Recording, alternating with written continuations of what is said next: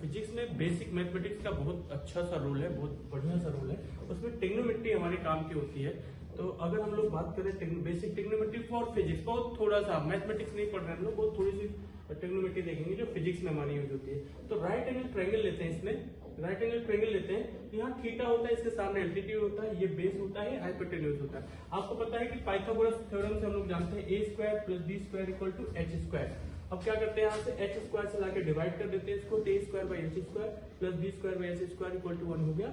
अब ए by h को उन्होंने नाम दे दिया sine theta, b by h को नाम दे दिया उन्होंने कॉस थीटा इक्वल टू 1।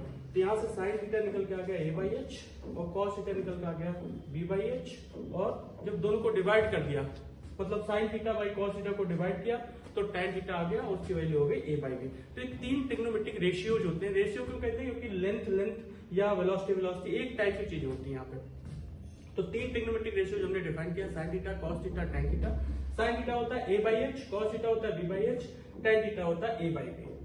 अब इनका रिवर्स में हमारे फिजिक्स में कोई काम नहीं है, cos theta, sec theta, cot theta का। जैसे 1 बाई साइन थीटा को कहते हैं cos theta, 1 by cos theta को कहते हैं sec theta, 1 by tan theta को कहते हैं कॉट थीटा। तो 6 होते हैं, लेकिन हमारे 3 ही काम के हैं फिजिक्स में, बहुत थोड़ा सा। तो इसके बारे में हमने देखा कि sign theta, cos theta, tan theta क्या होता है।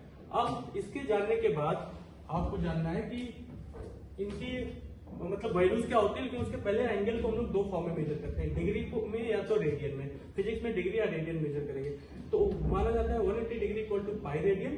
तो 1 डिग्री इक्वल टू हो जाएगा पाई बाई 180 रेडियन के बराबर। तो अगर 30 डिग्री की बात करोगे तो कितने रेडियन के बराबर हो गया, पाई बाई 180 इंटू 30 से मल्टीप्लाई कर दिया, पाई बाई 6 रेडियन हो गया।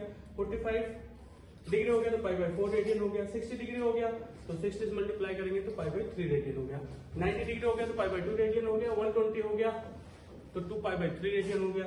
150 डिग्री हो गया तो हमारा 5 बाई 6 रेडियन हो गया। इस तरह एंगल जो होगा हमारा, फिजिक्स में एक्चुअल में रेडियन नहीं दिया जाएगा, डिग्री बहुत कम यूज करते हैं हम लोग फिजिक्स में। तो इस तरह से अगर डिग्री में दिया हो तो रेडियन में कन्वर्जन आपको आना चाहिए, यहां से कन्वर्ट आप कर सकते हैं, क्योंकि आपको पता है 180 degree equal to pi radian के बराबर होता है। अब इनकी सबसे इंपॉर्टेंट चीज है इनकी वैल्यूज। तो आपको पता है 4 क्वाड्रेंट होते हैं, 0 से 90, 90 से 180, 180 से 270, 270 से 360। तो अगर फर्स्ट क्वाड्रेंट में आपको वैल्यू मालूम है तो आप अगले में निकाल सकते हैं। तो फर्स्ट क्वाड्रेंट ही याद होना चाहिए आपको। जैसे साइन 0 0 होता है, साइन 30 हाफ होता है, साइन 37 3/5, साइन 45 1/√2, साइन 60 √3/2, साइन 90 1 होता है। तो अगर साइन निकल गया तो आपको फॉर्मूला पता है, sine square theta plus cos square theta 1 से, यहाँ से cos 0 की वैल्यू 1 इस तरह से निकाल लेंगे और साइन और cos को डिवाइड करेंगे तो tan की वैल्यू आपको मिल जाएगी फर्स्ट क्वाड्रेंट में। तो अगर फर्स्ट क्वाड्रेंट याद है तो अगले क्वाड्रेंट में निकालना बहुत आसान होता है। थोड़ा सा एक फॉर्मूला लगाते हैं, आपको याद होगा sine a plus b. Sine a plus b से हम लोग निकाल लेते हैं साइन 90 प्लस थीटा होता है cos थीटा के। जैसे साइन 120 डिग्री लिखा है तो साइन 90 प्लस 30 कर देंगे cos 30, cos 30 की वैल्यू √3/2, साइन 120 आ गया। साइन 150 चाहिए तो क्या लिख देंगे 90 प्लस 60, cos 60 1/2 आ गया। Likewise cos a plus b से एक फॉर्मूला निकाल लेते हैं, cos 90 प्लस थीटा होता है माइनस साइन थीटा। तो cos 120 निकालना है तो cos 90 प्लस 30 हो जाएगा माइनस साइन 30, माइनस साइन 30 से माइनस हाफ। cos 150 चाहिए तो 90 प्लस 60 करेंगे, ये निकाल लेंगे।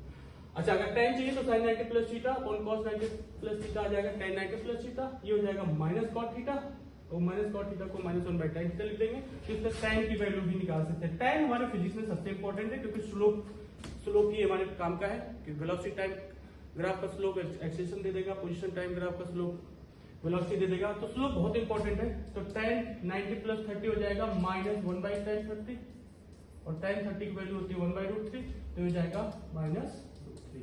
अगर मान लो ये tan 150 है तो क्या लिख देंगे इसको 90 प्लस 60, तो हो जाएगा -1 बाई tan 60। tan 60 होता है √3, तो वैल्यू हो जाएगी -।